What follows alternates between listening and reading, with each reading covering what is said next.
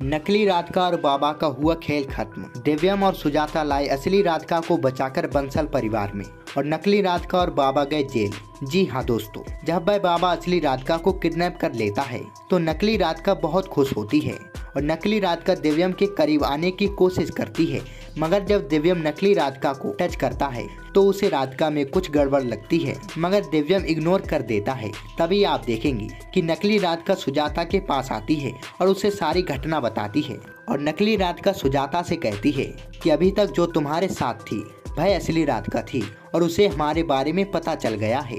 नकली राधिका की यह बात सुनकर सुजाता के पैरों तले जमीन खिसक जाती है। तभी नकली राधिका सुजाता को वह वीडियो दिखाती है और कहती है कि मैंने असली राधिका को किडनैप करवा लिया है और अब आपको परेशान होने की कोई जरूरत नहीं है। जब सुजाता को यह पता चलता है कि नकली राधिका ने असली राधिका को किडनैप करवा लिया है तो सुजाता डर जाती है। तभी सुजाता नकली राधिका से कहती है कि तुम फटाफट अपना काम खत्म करके हमारे घर से निकलो। तभी नकली राधिका सुजाता से कहती है कि आपको क्या लगता है कि हमने उस असली राधिका को इसलिए किडनैप करवाया है ताकि हम इस घर से निकल सके? तो आप बहुत बड़ी गलतफहमी में हो।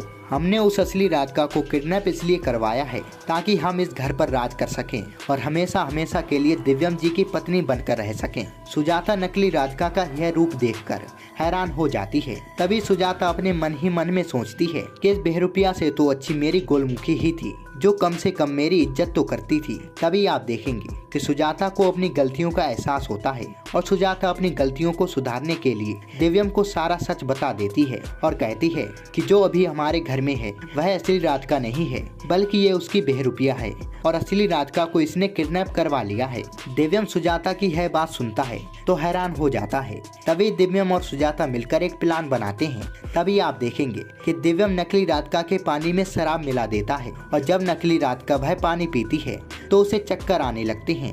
तभी दिव्यम नकली राधिका से पूछता है कि तुमने मेरी राधिका को कहाँ किडनैप करके रखा हुआ है?